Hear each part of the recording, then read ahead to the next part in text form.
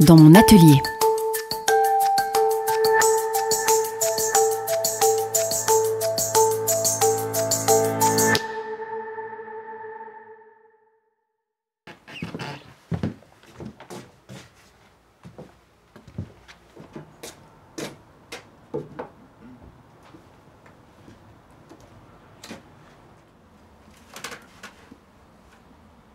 Moi j'aime bien sortir l'image sur laquelle je suis en train de travailler et en fait je fume une cigarette, ce qui n'est pas bien, mais en même temps ça me permet de réfléchir et de repartir après avec un œil un peu prendre un peu de distance et de voir ce qui marche pas, ce qu'il faut que je fasse. Et à un moment il faut que je décide de, bon, je vais attaquer le ciel, les nuages.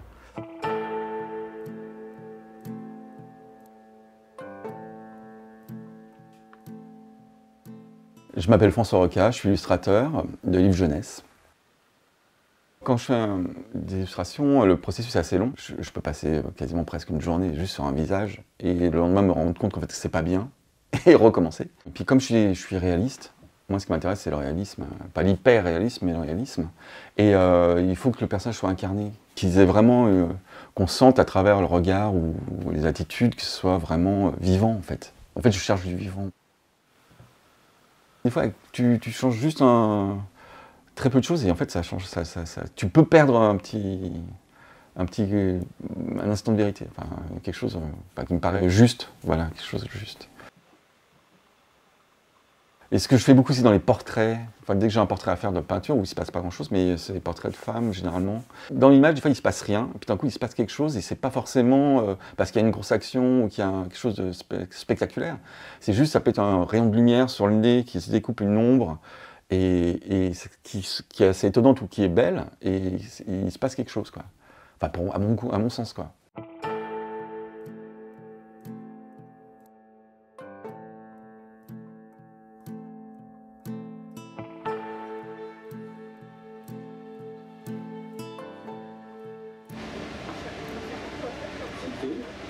Dans le processus, c'est très important, c'est quand je vais chez mon éditeur, comme je travaille encore à l'ancienne sur des papiers, donc je leur ramène les images, et donc là, ils sont autour de la table, donc je leur présente une image, et là, je vois tout de suite à leur réaction si ça marche ou pas.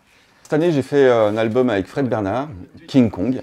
Alors à la base, c'était une idée de Fred, qui voulait s'emparer de ce sujet. Et moi, au début, j'étais pas très chaud, je me disais, King Kong, les films, c'est très connu, très visuellement connu aussi, très fort, et c'est mythique.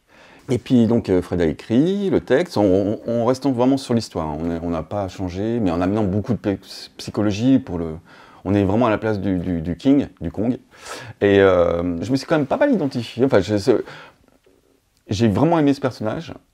Alors même si c'est très loin de moi, mais ce côté vieillissant, seul sur son île déserte, un coup débarquent les humains.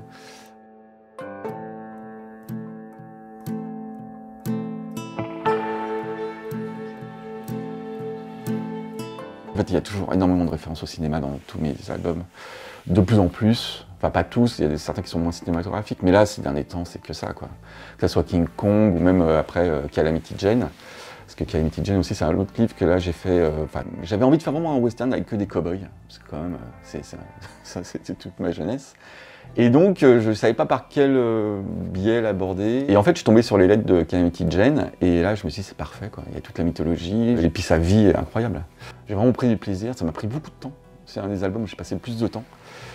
Pour être vraiment au plus juste, justement, dans ce que je disais sur l'attitude, le personnage, et puis ce qu'elle ressent. Donc, alors, est-ce que les lettres sont vraies, sont justes, ou est-ce que c'est un faux? On ne sait pas, mais en tout cas, tout ce qu'elle raconte, c'est magnifique. Octobre 1890. Les années passent vite. Que de choses depuis que j'ai écrit pour la dernière fois dans ce carnet. Plus que toute autre chose, je chéris l'idée de ma visite quand je suis allée vous voir, toi et ton papa Jim. Je conduis une diligence ces temps-ci. Le révérend Sipes et Teddy Blue Abbott m'ont trouvé ce boulot. Ils semblaient penser que ça valait mieux qu'être hôtesse dans un saloon. Tu vois que ta mère travaille pour gagner sa vie. Un jour, j'ai du poulet à manger et le lendemain les plumes. À l'époque, moi je ne voyageais qu'à travers la télé. Hein. J'ai jamais voyagé quand j'étais petit. Tous ces paysages, toutes ces aventures, tous ces pays lointains, exotiques, enfin voilà, c'était à travers la télé. Et en fait, tous les livres que je fais, qui sont en fait, c'est ça, quoi.